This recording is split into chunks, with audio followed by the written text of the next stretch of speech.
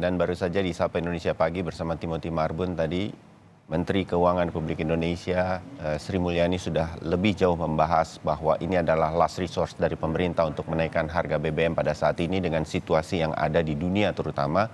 Ini harus dilakukan untuk justru menyelamatkan ekonomi Indonesia ke depannya. Saya sudah bersama Kepala Ekonom Bahana Sekuritas Satria Sambiantoro untuk menanggapi langkah pemerintah dan apa yang kemudian harus diperhatikan oleh pemerintah dan juga kita sebagai anggota masyarakat berkaitan dengan sudah diputuskannya bahwa BBM naik harganya oleh pemerintah. Satria, selamat pagi. Selamat pagi, Mas. Terima kasih untuk hadir di kesempatan kali ini. Tanggapan dulu sedikit, ini last resort. Ibu Sri Mulyani tadi sudah membahasnya lebih jauh.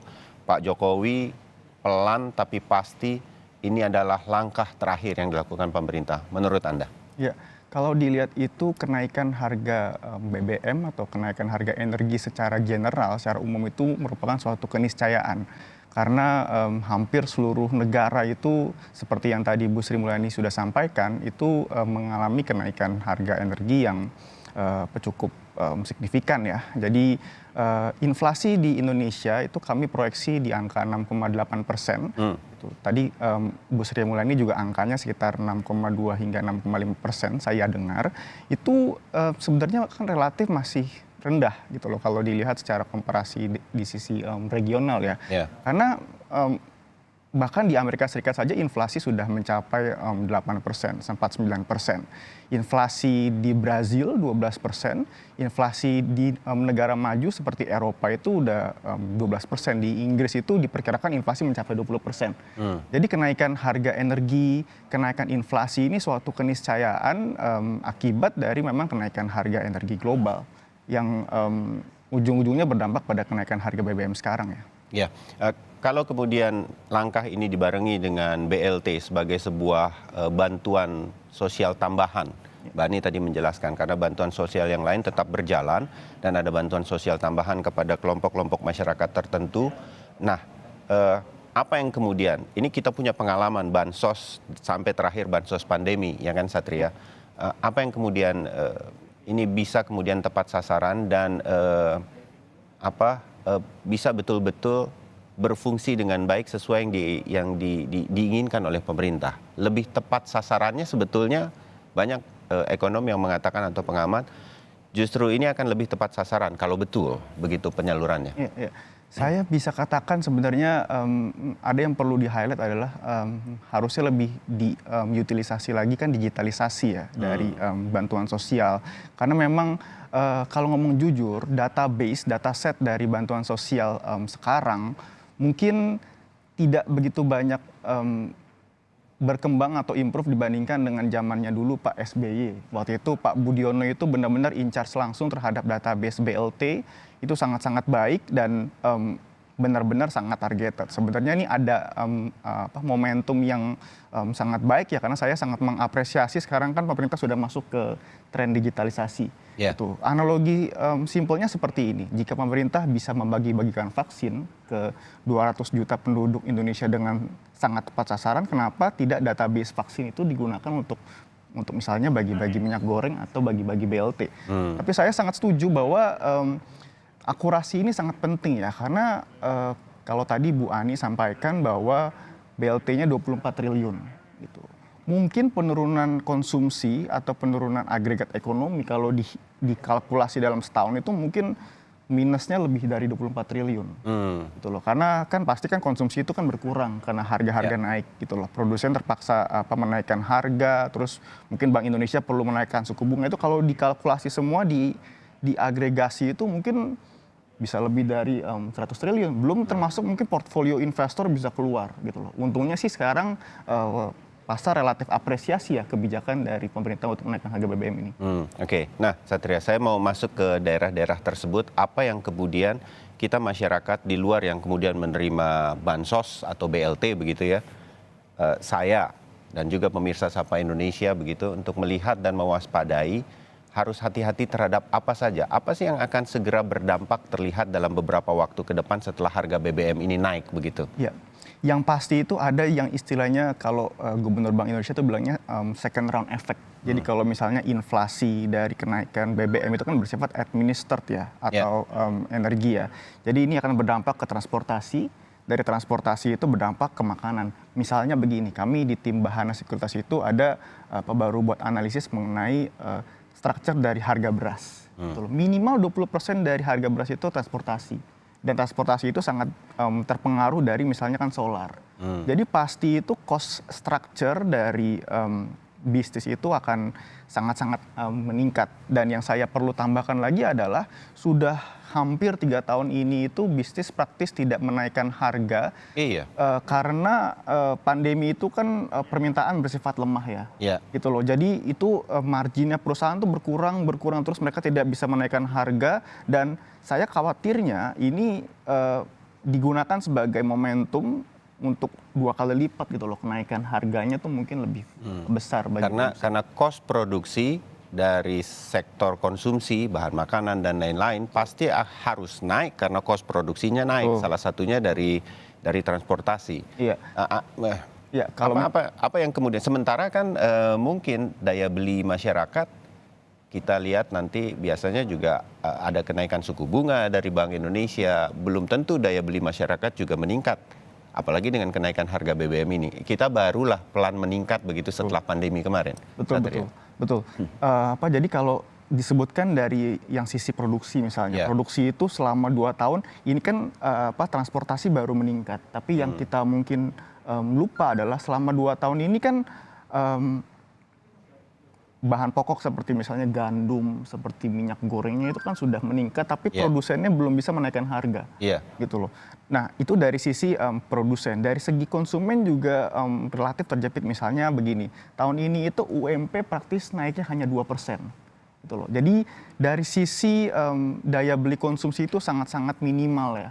Jadi yang saya khawatirkan ke depannya adalah, dan ini merupakan suatu keniscayaan bahwa tahun depan itu harusnya UMP itu naiknya mungkin bisa double digit gitu loh. Saya khawatirkan gitu loh. Kalau sekarang inflasinya itu saja sudah 6%, gitu, pertumbuhan ekonominya 4-5%, dan di Omnibus Law kenaikan UMP itu diatur inflasi tambah pertambahan ekonomi kan, itu mungkin bisa 8 hingga 10%, apalagi tahun ini itu kan tidak naik. Ya.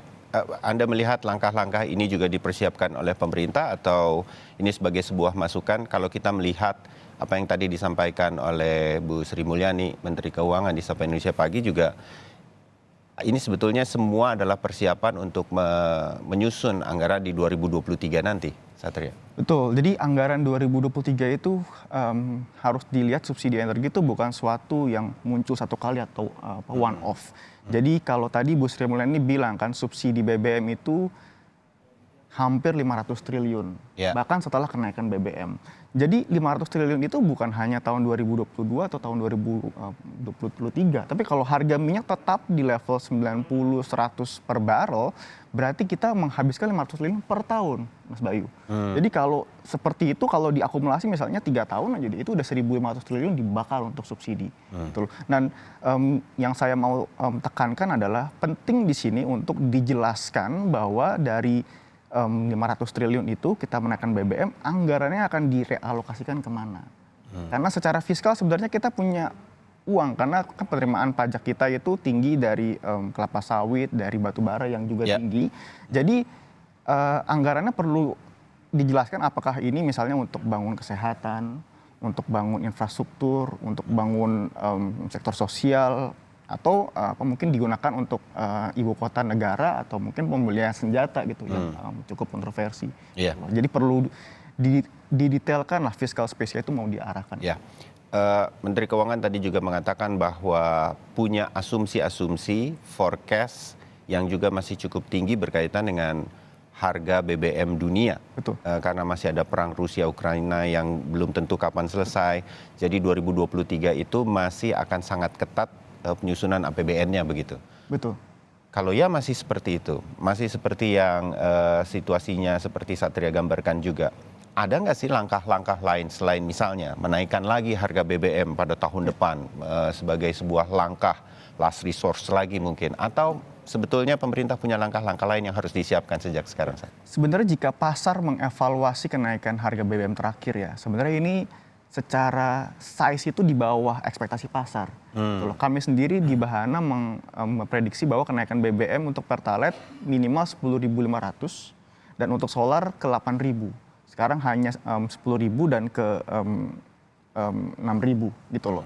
Jadi ini menurut saya strategi langkah yang baik, tapi masih ada resiko ke depannya. Karena kalau misalnya gitu, kami di pasar melihatnya bukan tidak mungkin kalau harga minyak ke 120, ke 130, karena memang dalam 2 tahun terakhir itu sumur-sumur minyak banyak yang tutup karena pandemi.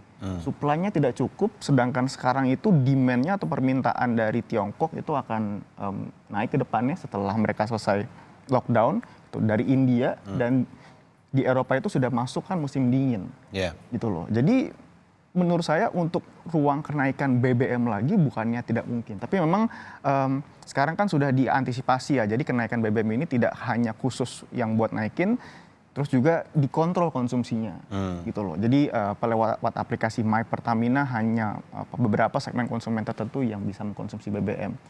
Inisiatif-inisiatif seperti inilah. Ya, saya sedikit kembali ke analisa Anda berkaitan dengan produksi dan kemudian konsumsi tadi. Yang ini harus ketemu nih, bagaimana para produsen juga bisa di satu sisi mereka tahu kos produksinya akan meningkat dari harga BBM ini, tetapi mungkin belum bisa terlalu menaikkan harga karena daya beli juga belum ketemu. Betul. Titiknya adalah inflasi begitu. Hari ini Harian Kompas menurunkan tulisan perlu strategi jitu untuk meredam inflasi. Menteri Keuangan tadi dalam perbincangan dengan Sapa Indonesia Pagi mengatakan ada tim nasional dan daerah yang nanti akan mencoba mengawasi. Daerah yang berhasil menekan inflasi, ada reward dan lain-lain. Cukup menurut Anda ini, Sat? Bisa dibilang struktur dari inflasi di Indonesia itu berfokus pada supply. Memang. Jadi gitu. Kalau misalnya di negara lain itu untuk menurunkan inflasi mesti menaikkan suku bunganya. Misalnya di Amerika Serikat itu dia menaikkan 75 basis point, 75 basis point. Di Indonesia itu Bank Indonesia baru menaikkan 25 basis point. Kenapa? Karena memang kebijakan moneter di Indonesia itu inflasinya lebih dipengaruhi pada ya supply, apakah cabainya sedang panen atau enggak, apakah berasnya cukup atau tidak gitu loh. Jadi memang ini peran koordinasi di daerah menjadi sangat-sangat penting untuk di situasi yang sekarang ya gitu loh. Tapi memang untuk inisiatifnya gitu kami rasa perlu diapresiasi ya gitu loh. Dan Menteri Perdagangan, Menteri Pertanian itu benar-benar harus monitor ini suplai makanan ke depannya itu seperti apa. Karena tren historisnya memang bulan September Oktober itu ya kan cabai sedang panen gitu loh. Jadi peturun. Tapi nanti bulan-bulan Desember gitu loh, Januari, Maret itu kan mulai panen raya beras ya. Jadi itu yang perlu dipantau ke depannya. Terakhir Satria, bagi masyarakat sendiri secara umum dengan kenaikan harga BBM yang memang tidak lagi dilakukan, udah harus dilakukan. Dan apa yang kemudian kita harus bersiap secara umum masyarakat mungkin belum bisa ada kenaikan gaji dan lain-lain. Nah, apa yang kemudian masyarakat harus hadapi ke depan dan lakukan sedemikian rupa sehingga kemudian mampu sama-sama melewati situasi yang kita sebut pada saat ini belum sepenuhnya lepas nih dalam pemulihan ekonomi ini? Ya, memang sebenarnya secara struktur makroekonomi, ekonomi kita itu secara PDB sangat-sangat kuat ya. Jadi pertumbuhan ekonomi kita terakhir di kuartal 2, saya sendiri tuh cukup kaget gitu loh. Keluar angkanya tuh 5,5% konsumsinya. Jadi sepertinya ada pent up demand lah. Jadi itu masyarakat selama 2 tahun tidak belanja dan setelah pandemi selesai ini tuh belanjanya tuh banyak gitu loh. Tapi itu memang ini kenaikan BBM bisa dibilang sebagai indirect tax. Jadi indirect tax ini untuk mengurangi konsumsi perlahan supaya ya tidak inflasinya tidak semakin tinggi. Gitu loh. Yang perlu disiapkan masyarakat adalah ini yang perlu diwaspadai adalah kenaikan harga barang-barang mungkin baru awal. Jadi belum mencapai puncaknya lah. Jadi kalau sekarang naik biasanya tuh akhir tahun tuh harga barang-barang terutama jasa itu juga akan naik. Sehingga ini yang resiko yang perlu diwaspadai ke depannya, inflasi masih bisa naik lagi untuk berdampak pada daya beli masyarakat. Itu yang harus kemudian dilihat oleh masyarakat, bahwa akan ada harga-harga yang naik tinggi dan bagaimana kebijakan kita lah sebagai masyarakat untuk melihatnya. Toh kebijakan pemerintahnya sudah dilakukan, kira-kira gitu ya Satria. Satria Sambiantoro, terima kasih untuk analisa Anda di pagi hari ini di Sapa Indonesia Pagi mengenai kebijakan pemerintah untuk kenaikan harga BBM. Kita ketemu lagi lain waktu. Terima kasih Satria.